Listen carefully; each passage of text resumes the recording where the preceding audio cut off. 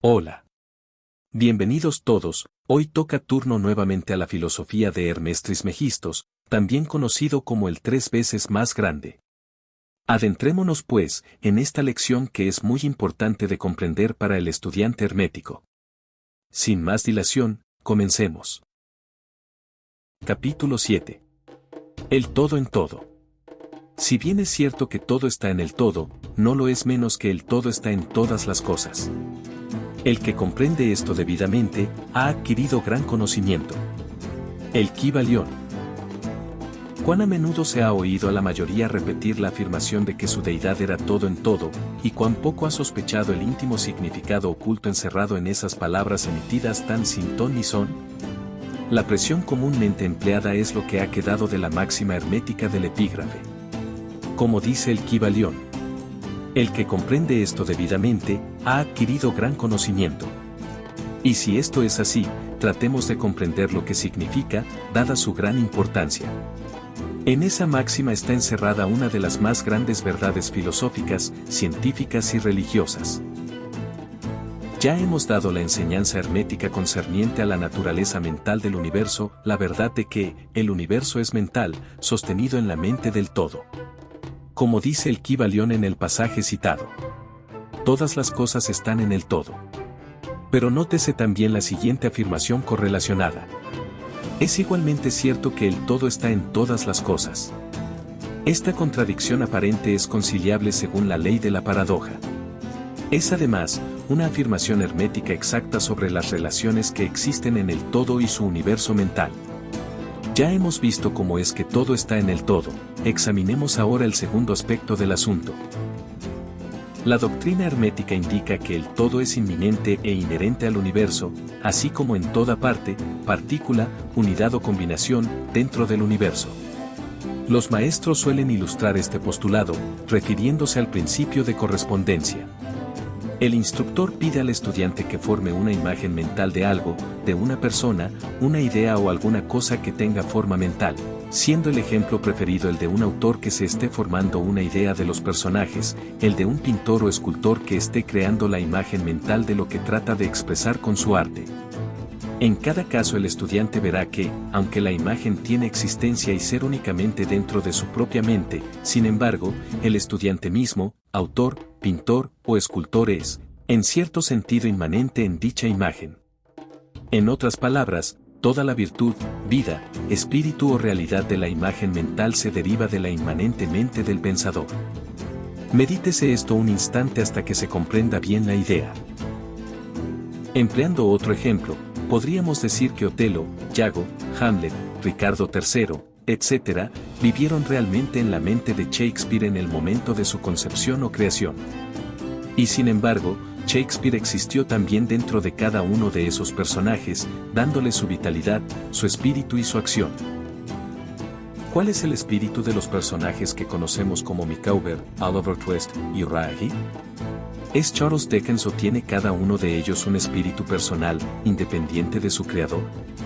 ¿Tiene la Venus de Médicis, la Madonna Sistina, el Apolo de Belvedere, espíritus y realidad propios o representan los poderes mentales y espirituales de sus creadores? La ley de la paradoja explica que ambas proposiciones son ciertas, consideradas desde los puntos de vista apropiados. Micawber es a la vez Micawber y Dickens. Y mientras puede decirse que Micawber es Dickens, Dickens no es idéntico a Micawber. El hombre como Micawber puede exclamar: el espíritu de mi creador me es inherente, y sin embargo, yo no soy él. Esto es muy diferente de la chocante media verdad que clamorosamente anuncian algunos medios sabios, diciendo, yo soy Dios. Imagina al pobre Micawber o al ladrón Uriah Heep exclamando, yo soy Dickens, o a cualquier otro personaje de las obras de Shakespeare anunciando, yo soy Shakespeare. El todo está en la lombriz, pero la lombriz está muy lejos de ser el todo. Pero aunque la lombriz exista meramente como una pequeña cosa, creada y teniendo su ser únicamente en la mente del todo, el todo es inmanente a ella, así como en las partículas que la componen. ¿Puede haber algún misterio mayor que el encerrado en esa proposición? Todo está en el todo y el todo está en todo. El estudiante comprenderá, por supuesto, que las ilustraciones dadas más arriba son necesariamente imperfectas e inadecuadas, porque representan la creación de imágenes mentales en mentes finitas, mientras que el universo es la creación de una mente infinita, y la diferencia entre los dos polos la separa. Y sin embargo, es solo cuestión de grado, el mismo principio es el que opera, el principio de correspondencia se manifiesta en cada una, como es arriba, es abajo, como es abajo, es arriba. Y en proporción a la realización que obtenga el hombre de la existencia del espíritu subyacente inmanente en su propio ser se elevará en la escala de la vida. Esto es lo que significa el desarrollo espiritual, el reconocimiento, la realización y la manifestación del espíritu interno. Recuérdese siempre esta definición, la del desenvolvimiento espiritual, porque contiene la verdad de toda verdadera religión. Existen muchos planos del ser, muchos subplanos de la vida, muchos grados de existencia en el universo. Y todos dependen del adelanto de los seres en la escala, cuyo punto más bajo es la materia más densa, estando el ser más elevado separado del espíritu del todo solo por una sutilísima división, y por todas partes. A lo largo de esta escala de la vida, todo está en movimiento. Todos están en el sendero, cuyo fin y meta es el todo. Todo progreso es una vuelta al hogar. Todo se mueve hacia arriba, adelante, a pesar de las aparentes contradicciones. Este es el mensaje del iluminado. La doctrina hermética concerniente al proceso de la creación mental del universo es que, al principio del ciclo creador, el todo, en su aspecto de ser, proyecta su voluntad hacia su aspecto de devenir y el proceso de la creación comienza. Se dice que este proceso se reduce a una disminución gradual de intensidad vibratoria hasta que se alcanza un grado muy bajo de energía vibrante, en cuyo punto se manifiesta la forma más densa posible de materia. Este proceso se llama involución porque el todo se envuelve en su creación. Y esto tiene su correspondencia en los procesos mentales de un artista, escritor o inventor, quien se envuelve tanto en su creación mental que olvida casi completamente su propia existencia, pues en esos momentos vive su creación. Si en vez de la palabra envolverse empleáramos la de absorberse, quizás se diera una idea más clara del significado que trata de sugerir. A este estado involucionario de la creación suele también llamársele la emanación de la energía divina, así como el estado evolucionario se denomina absorción. Al polo más extremo del proceso creador, se le considera como el más separado del todo, en tanto que el principio del estado evolutivo es visto como un retorno de la oscilación del péndulo del ritmo, como una vuelta al hogar. La enseñanza es que durante la efusión las vibraciones se van amortiguando gradualmente hasta que el impulso amortiguador cesa por último, y entonces se produce el retorno de la oscilación pendular.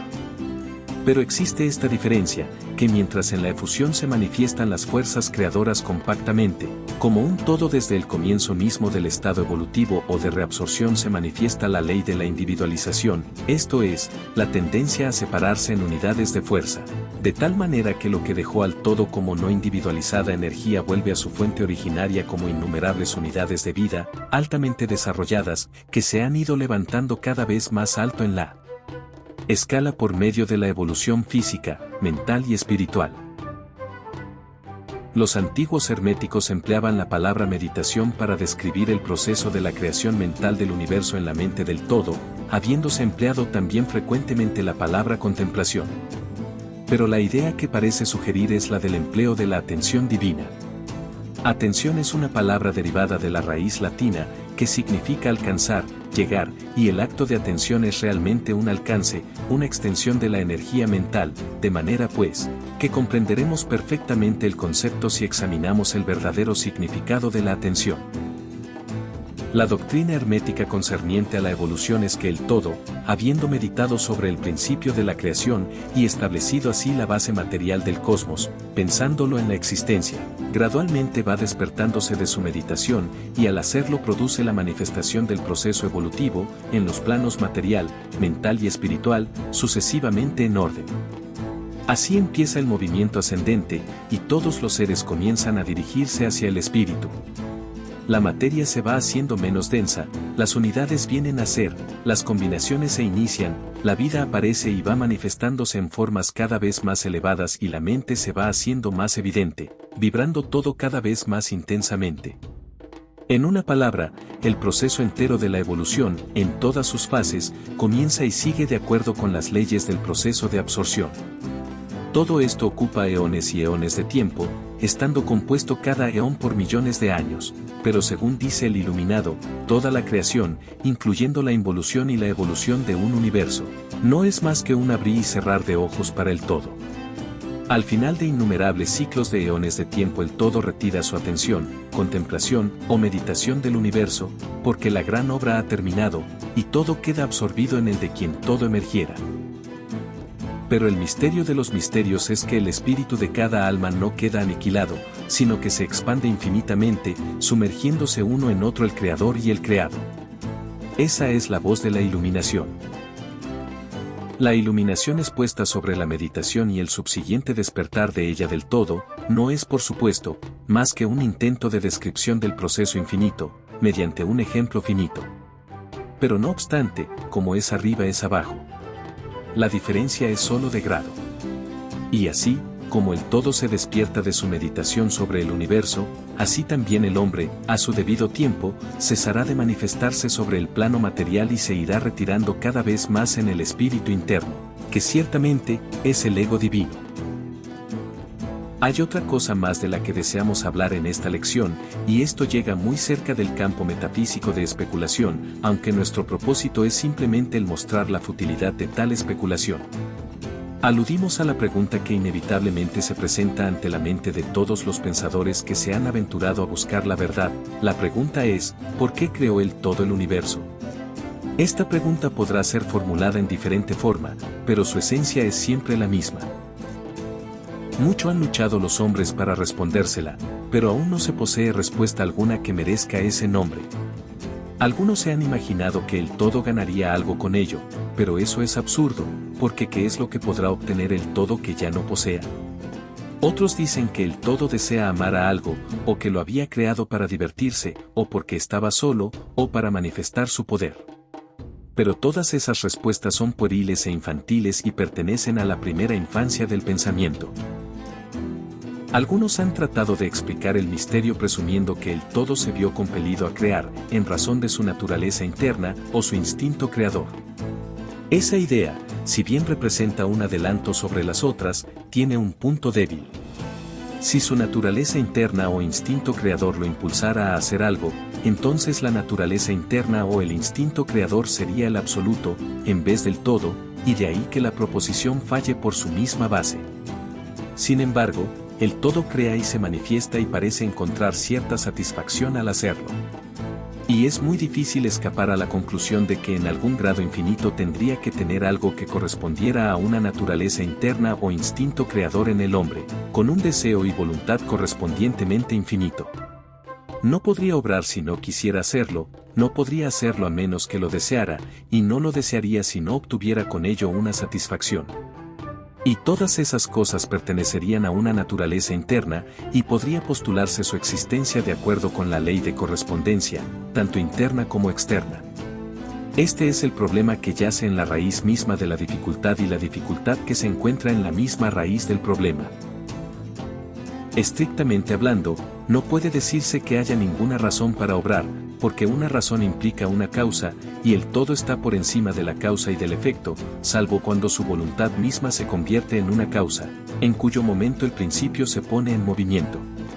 De manera pues, que no puede pensarse en el mismo asunto, porque como el mismo todo es incognoscible.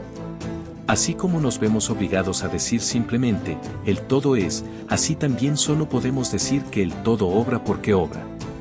Y en último término, el todo es la razón en sí misma, y puede decirse en verdad que él es su propia razón, su propia ley, su propio acto, mejor aún, que el todo, su razón, su acto y su ley, son uno, siendo las palabras diferentes nombres de la misma cosa. En opinión de los que esto escriben, la respuesta se halla encerrada en el íntimo ser del todo, en su ser secreto. La ley de correspondencia, en nuestra opinión, solo llega al aspecto del todo que denominamos el aspecto de devenir o de estado. Tras ese aspecto está el de ser, en el cual todas las leyes se pierden en la ley, todos los principios en el principio y el todo, el principio y el ser, son idénticos, uno y lo mismo. Por consiguiente, Toda especulación metafísica sobre el punto es fútil. Si nos ocupamos aquí de la cuestión es solo para mostrar que, si bien reconocemos el hecho, reconocemos también lo absurdo de las respuestas dadas por metafísicos y teólogos. En conclusión, podrá ser de interés para los estudiantes el saber que en tanto que algunos de los antiguos y modernos instructores herméticos se inclinan más bien a aplicar el principio de correspondencia a la cuestión, queda por resultado la naturaleza interna. La leyenda dice que Hermes, el Grande, cuando le fue hecha esa pregunta por algunos de sus más avanzados estudiantes, contestó apretando los labios fuertemente y no diciendo una palabra, como si indicara que no había respuesta.